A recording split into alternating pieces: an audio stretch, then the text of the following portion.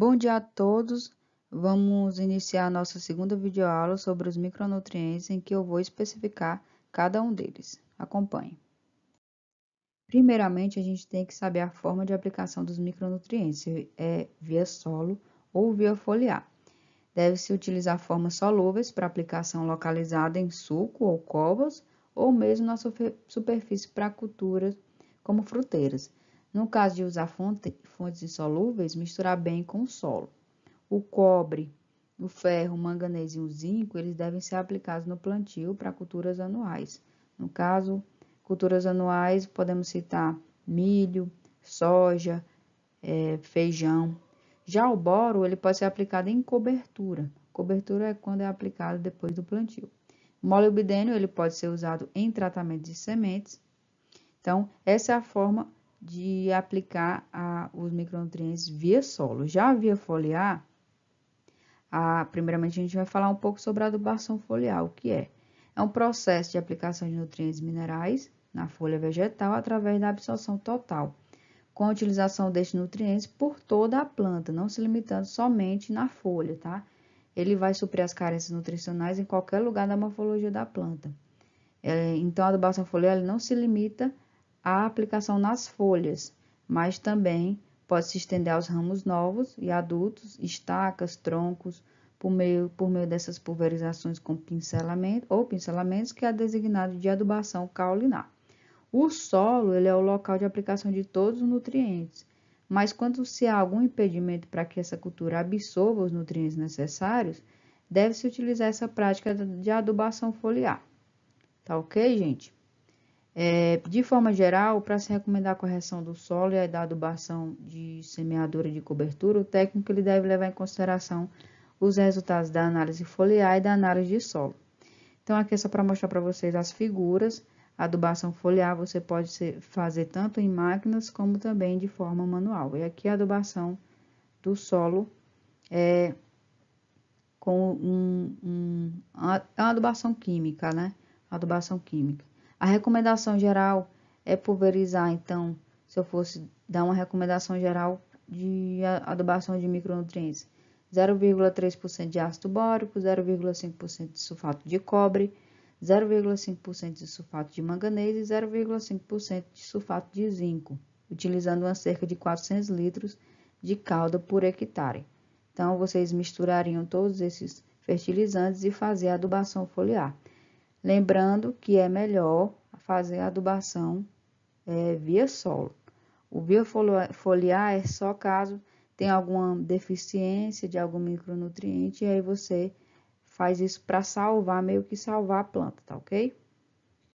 Vamos começar então a falar sobre o micronutriente boro. O conteúdo de boro total nos solos é bastante variado, ele pode ter de 20 a 200 ppm. Uma pequena fração deste está na forma disponível às plantas. Então, em solos das regiões úmidas, a turmalina, que é um mineral primário, contém o boro, mas é de pouca importância no fornecimento do elemento às plantas. Então, a matéria orgânica ela é a principal fonte de boro destes solos às plantas. Portanto, solos com baixo teor de matéria orgânica predispõe a cultura à carência dos micronutrientes. Então, o boro, ele é provavelmente absorvido pelas raízes das plantas na forma de ácido bórico, que é esse H3BO3, que é a principal forma solúvel no solo. O boro, gente, ele é praticamente imóvel. Então, ele não é redistribuído nas plantas, o que provoca o aparecimento dos sintomas de carência, primeiramente nos órgãos mais novos, nas regiões de crescimento.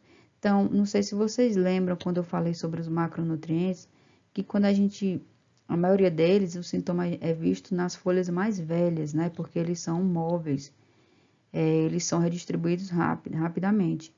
Eles passam da folha para o fruto rapidamente. Já o boro, um micronutriente, a maioria dos micronutrientes, esse boro ele é imóvel.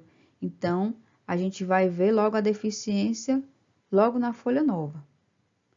Então, um dos sintomas de deficiência desse boro é a deformação das folhas novas e dos frutos. Outro também é caracterizado pela redução do tamanho e deformação das folhas mais novas, a morte da gema terminal e o menor crescimento das raízes. Isso aqui são alguns sintomas. As funções nas plantas, provável envolvimento com o transporte de sintetizados, transporte de açúcares. Isso aqui pode ser que é uma função do boro, tá ok? Em relação ao cloro, gente, não é encontrado muito relato na literatura sobre a deficiência desse elemento sob condições de campo. É muito mais frequente a gente ver citações de toxidez do cloro na planta. Por exemplo, quando o solo é muito salino, aí a planta ela apresenta toxidez desse cloro. Tem muita quantidade de cloro, geralmente a ponta das folhas ficam queimadas ou então causam uma necrose. Então aí são alguns sintomas de toxidez do cloro. Agora de deficiência a gente não vê muito na literatura. Vamos falar um pouquinho agora sobre o cobre, né? A forma iônica mais comum do cobre em solos é o Cu2+, que é o cobre 2+. O elemento é dissolvido à fração mineral de solos e complexado pela matéria orgânica. Então, essa complexação de cobre pela matéria orgânica é a reação mais importante a determinar o comportamento do elemento na maioria dos solos e apresenta um efeito direto na sua disponibilidade às plantas. A principal função do cobre no metabolismo da planta é como um ativador ou um componente de enzimas que participa das reações de oxirredução, tá? Isso aí é algumas funções na planta, está muito envolvido na fotossíntese da planta, o cobre, juntamente com o magnésio.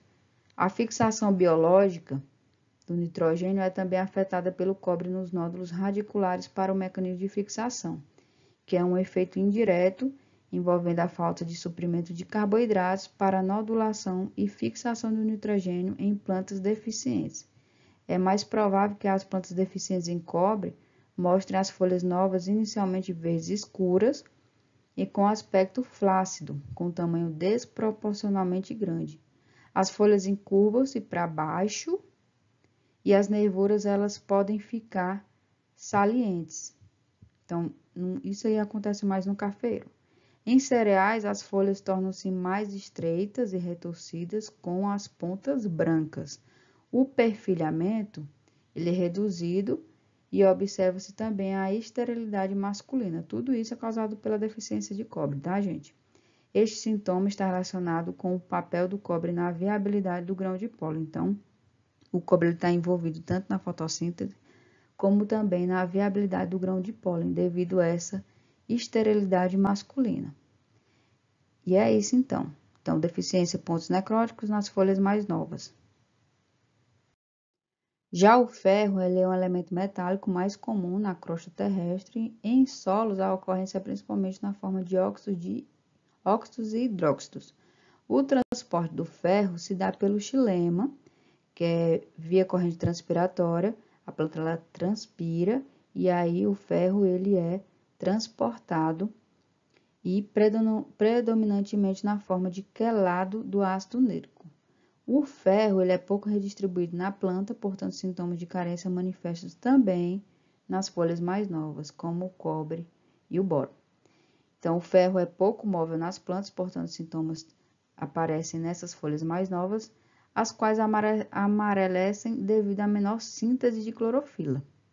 Então, as folhas elas ficam amareladas, as folhas novas ficam amareladas, diferentemente do nitrogênio. Os sintomas são vistos nas folhas mais velhas, né? Elas ficam amareladas. Já o ferro, você vê os sintomas nas folhas mais novas, tá ok? Enquanto apenas as nervuras podem ficar verdes durante algum tempo, destacando-se como um reticulado fino, como se fosse uma rede verde fina na nervura sobre um fundo amarelo. Não sei se dá para ver muito nessa figura. Com a evolução, as folhas elas podem sofrer, então, um branqueamento, se for uma deficiência realmente muito forte. Aqui, funções das plantas, ativador enzimático, como já falei, o transporte de elétrons, caracteres de deficiência, reticulado fino de nervura nas folhas mais novas, tá ok? A forma absorvida, ferro 2+. O manganês é um micronutriente mais abundante no solo depois do ferro. Devido à predominância da acidez no solo das regiões tropicais e subtropicais, o que favorece a disponibilidade do manganês. Ele é muito mais frequente a toxidez do que a deficiência do micronutriente nas plantas. Então, o manganês ele é pouco redistribuído na planta, em consequência, o sintoma de carência se manifesta primeiramente nas folhas mais novas, como o boro, o cobre também, e o ferro. Inicialmente mostra um amarelecimento internerval, que se diferencia da deficiência de ferro por formar um reticulado grosso. Então, o manganês, ele tem um reticulado mais grosso aqui entre as nervuras, tá vendo? Já o ferro, ele tem um reticulado mais fino. Além das nervuras, uma estreita faixa de tecido ao longo das mesmas permanecem verdes. Aqui, ó, permanecem verdes. Muito mais frequentes que a deficiência, a toxidez de manganês tem se manifestado em muitas culturas, mas que podem ser corrigidas pela calagem. A calagem também ela pode corrigir os sintomas de manganês. Frequentemente, dada a interação do manganês com outros nutrientes, o seu excesso ele pode manifestar-se como uma deficiência induzida de cálcio, magnésio, em especial de ferro, e só posteriormente como toxidez. Então, esta manifesta-se primeiramente nas folhas mais novas, como eu já falei, através dessas pontuações de cor marrom ao longo das nervuras, e também entre estas que tornam-se necróticas. Então, o tecido quando dá uma necrose, é quando o tecido está morto, cercadas por zonas cloróticas, que perdem a cor, né?